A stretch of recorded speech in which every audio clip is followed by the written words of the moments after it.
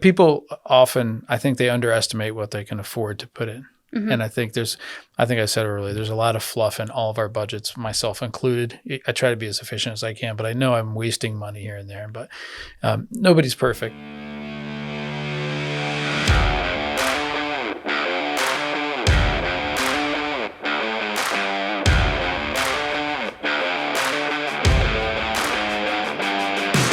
All right. So the team here at Stonehouse is great with working with someone preparing for retirement. Yep. And we talk a lot about that, right? Yep. Someone who might be a year from a retirement or right there in that transition or even 5 to 10 years out.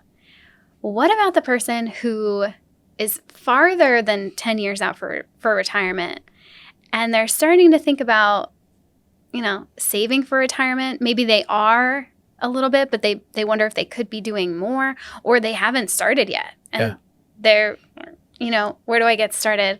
Is your question is, should they start or not? No, definitely not. I mean, I think it's clear if they're watching this, they know that they need to plan for retirement at some point.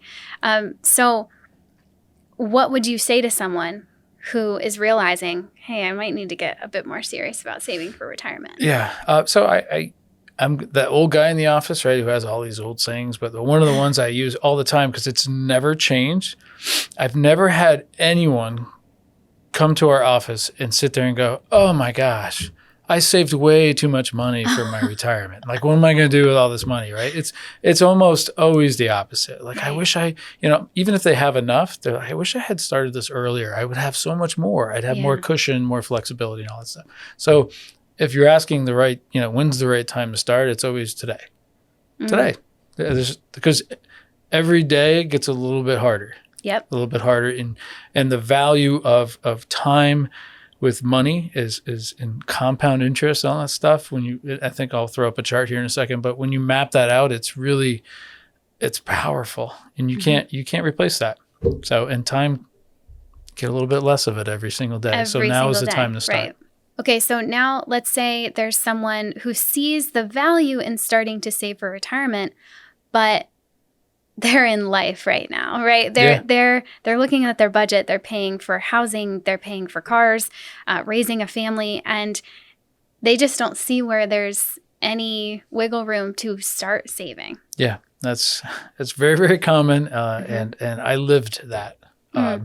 So, my answer is still going to be to start today, and is whatever you can do. Take that first little step, if it's going through your employer plan or just a little something you want to set up in an account somewhere with your spouse, with a bank or something like that.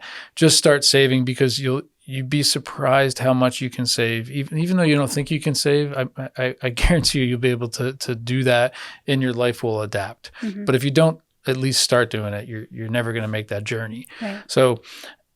And I'll be the great example of maybe what not to do, but I think it worked out okay for me, but it wasn't necessarily because I was, I don't know if it was luck or just hard work, but I did not put a lot of money at all into my retirement. I plugged it all back into Stonehouse.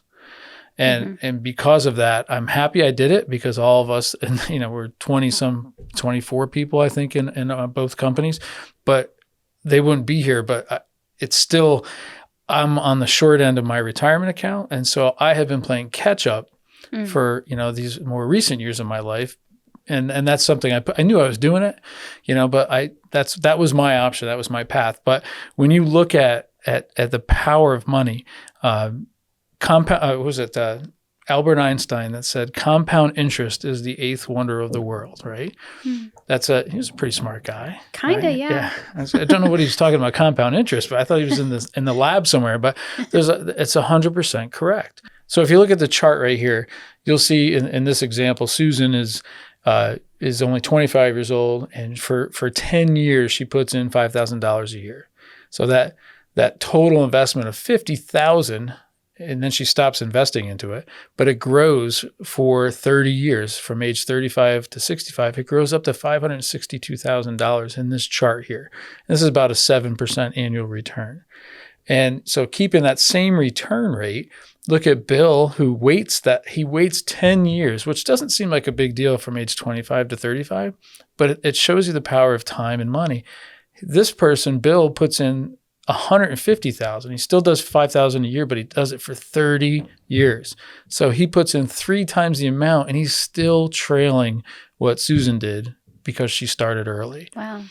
And the best bang for your buck is literally combining both. So starting early, doing $5,000 a year, but then doing it for over the course of 40 years. You only put a total of 200 in, but it's over $1 million. Yeah. I mean, that's the power of time and money. That's what makes Albert Einstein and guys like that, even guys like me who say, please put in, please invest, and keep it invested and let it grow and let it compound. It's a super powerful tool. Mm-hmm.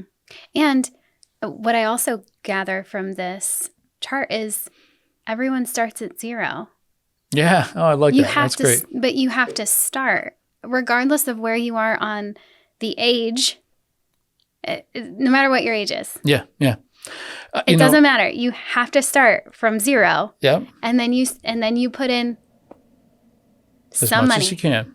And going back to your question, how much or when, that first step, as much as you can afford. Mm-hmm. And I can't tell you what that right balance is because, if you're taking money that you could spend and you're putting it off to the side, what would you have used that money for? Is it just for another couple trips out to eat or something like that? That's not a big sacrifice. But if it's, baby formula or something, like, okay, I'm not going to win that battle. Right? I don't even want to get in that. But yeah. So, but there's usually fluff around all of our budgets that we can afford to deal with and set aside. So this is such a powerful tool. But what the worst thing, one of the more frustrating things we ever work with in our job, unfortunately, is somebody that hasn't started, or they've just a little bit, and it was sort of by default they got, and so they have almost no money, and they're very close to like the older ages on this chart, and they sit there and they go, I should have started years ago, but what can you do for me? Well, man, you just took time is one of the most valuable tools. You just took that away. Mm-hmm. So we're going to be really, really limited in what we can do. And we'll still try, but it's a different scenario than somebody that's 25, 35 and starting now. Yeah, start today. Yep. Okay, so you answered the question of when, and that's today. What about the how? How do we begin saving? Do we just put it in an account, open a Fidelity account, open this, that, all kinds of accounts? How do we do it? Yeah. So don't want to bog yourself down or confuse yourself. And if you try to do too many things at once, you'll get frustrated or concerned or uncomfortable, and then you'll stop. And so I always suggest people take that first step, whatever's the easiest step.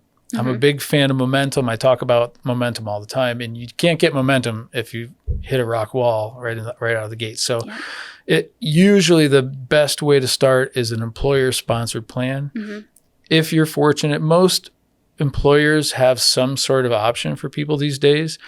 And so if your place of employment offers a 401k or a 403b or anything like that, contribute to it. Mm-hmm. Okay, so that's the first step. So the second step would be, or the next part of that is, a lot of employers, not everybody, but a lot of employers match the money that you put in there. So think of it this way. So if you put in $1,000 into that account that year, a lot of times they'll match dollar for dollar.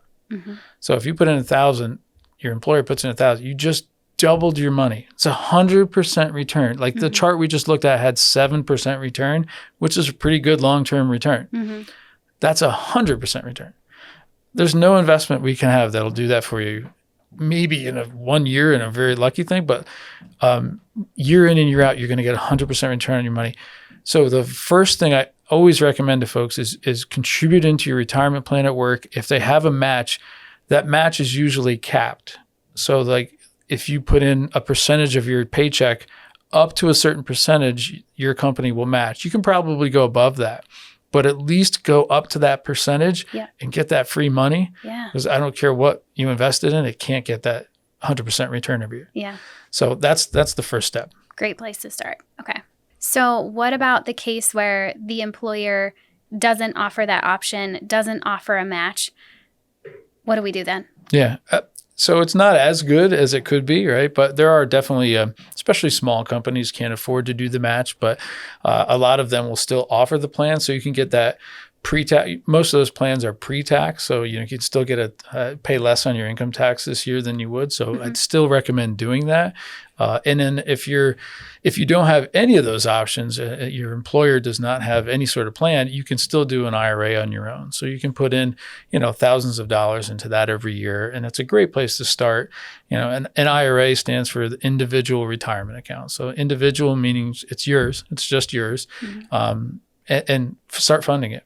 And I guarantee you that you will be not just funding with your own dollars, but as you switch jobs and things like that, you can take the money out of wherever any other place you might have a plan, and people end up getting a large amount of money in those IRAs over time. So it's a great place to start. Yeah, that was going to be my next question, because as someone who's self-employed, with no employer, I was going to ask, try to get some free financial advice. Yeah. What would you say I do? No, so thank you. Well, if you have your own business, there's a whole other list of things you can do, in that you can put your business can install a financial plan. A retirement plan, and then that retirement plan, it depends on your cash flow. If you're having good years, you can really push a lot of money into those retirement plans and really fund it more so than you could fit into an individual retirement account. So, it's something to look at, and it depends if you have employees and if you want to offer it to everybody, or if you're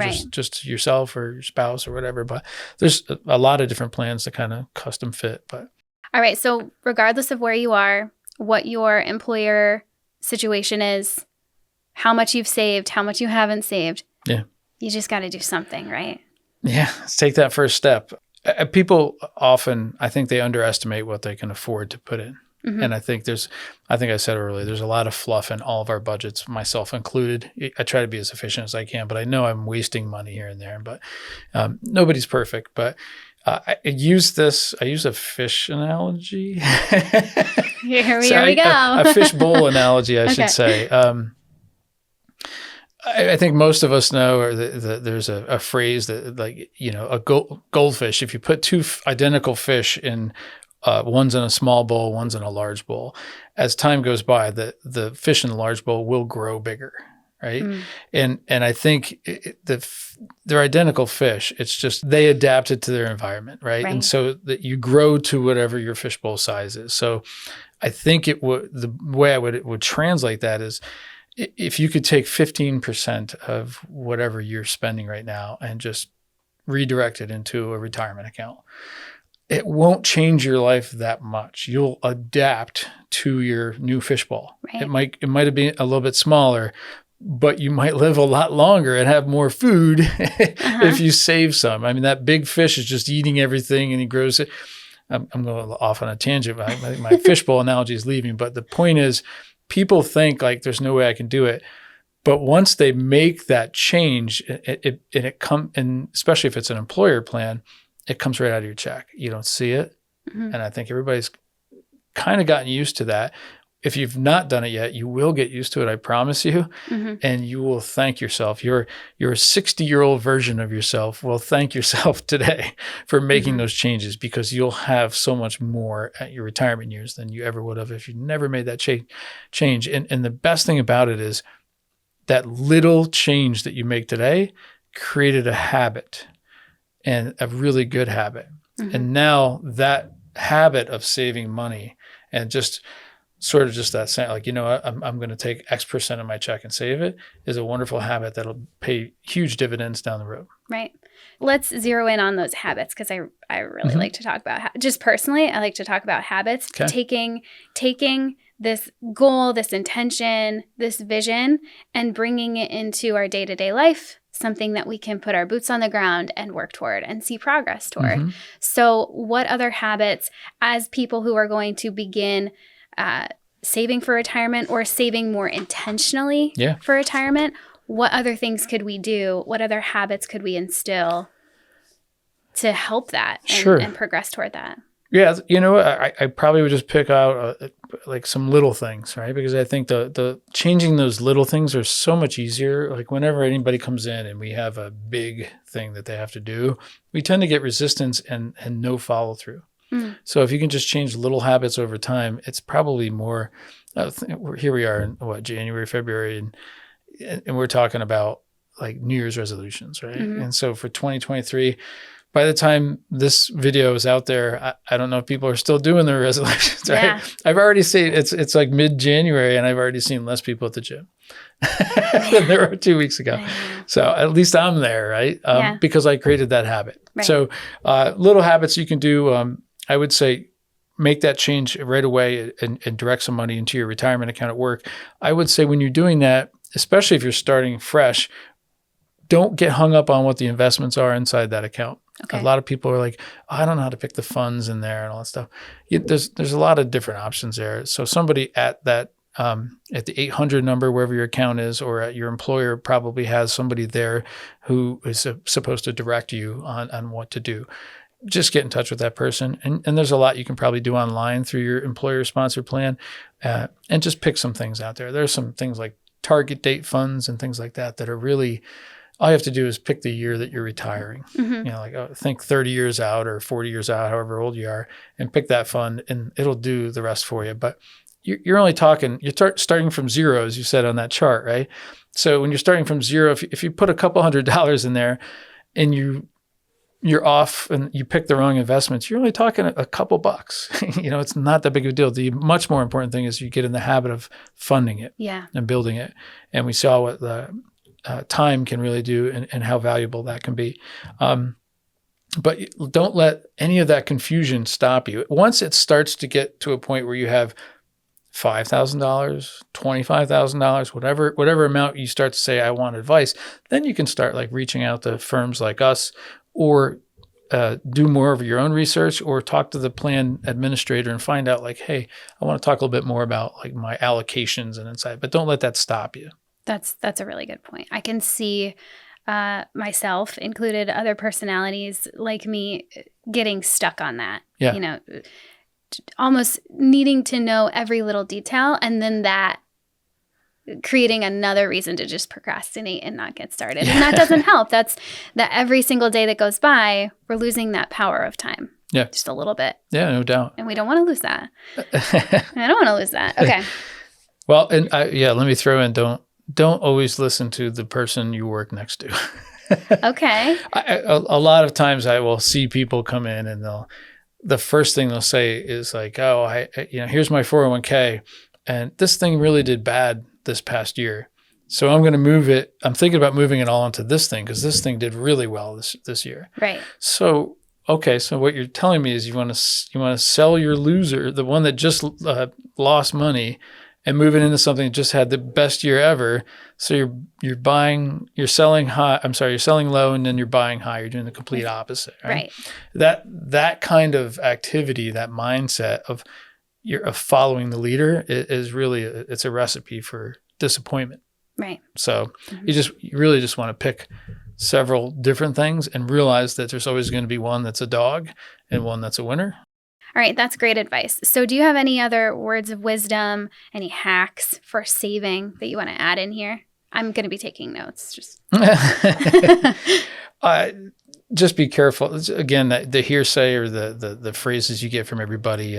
Like 2 years ago, all I heard at family, not just family events, but social events was like crypto. Right. Yeah. And it's not playing out really well. And I don't know where it goes from here, but some people made some money on it. A lot of people made a great amount of money and then just lost all that money. Yeah. So, there's always that, whether it's crypto or it's the .coms when I first started. I mean, there's always something out there. And there's a million people that love Tesla and there's a million people that hate Tesla. So I don't know which is the best way for you to do it. It's so part of the real success about building wealth is really unsexy. It's just kind of boring, but it's diversification, spread the money out. I mean, that's why mutual funds became insanely popular, and ETFs, exchange traded funds too. These are just ways for you to take your $1,000 and suddenly own thousands of companies. And you know that some of those will go belly up and some of those will be the next Tesla, the next Apples. Maybe it's a bad time to use Tesla, but the point of the story is there's winners and losers in there, and you're just going to take the averages of all that, which have been historically absolutely wonderful returns. So, well, and that makes a good point too. I'm one of those people who like to go big. I like the big changes. So if it's not a big change, it doesn't really seem worth it to me. So when I see when it's the little tiny small investment and you just start small, I almost don't want to start until I go big. Right? Yeah. And it's a good point and a really good reminder for me and probably other people out there to say, it doesn't have to be sexy. It doesn't have to be big. It doesn't have to be splashy. Yep. It just has to be there. You have to start. Well, yeah. That's a great reminder. That's Thanks. in my notebook. It's not to be, I'm going to come across as a jerk, but that mindset you have that you're talking about, it's really dangerous because it's often a failure to launch. Yep. Right. I'm waiting for that perfect. I'm not going to go to the gym today because I don't really feel well. I'm going to wait till I feel really good and I'm going to go get a great pump. Mm-hmm. Well, all right. Well, that's probably never, especially if you're older. You never feel perfect. So what you do is you go to the gym even when you're feeling bad. When you're feeling 70%, you go to the gym. And by the time you walk out, almost always you're feeling better. Yeah. So enough about that. But when it comes to money, like a lot of people are waiting for that perfect investment, or God forbid, they get that big amount of money and they put it in the wrong spot and then they get burned. They say, I'm never going back in there again. And then they go sit in cash for 20 years and it does nothing like you see on the screen there from the earlier slide, So,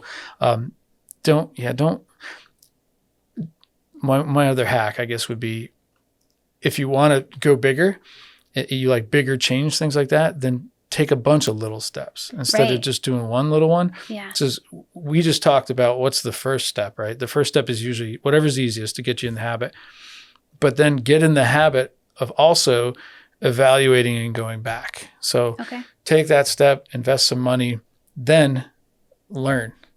Like you don't have to become a stock picking guru, right? Mm-hmm. Maybe you have no interest in it, but learn about like what else should I be investing in? If it's not what else should I invest in, maybe how much more could I afford? Hey, maybe that $200 a month wasn't as hard as I thought. How about I do $500 a month? Mm-hmm.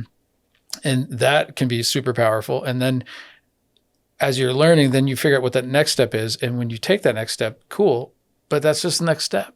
So learn again, like figure out hey, I'm thinking about real estate. Somebody I worked with had some great success.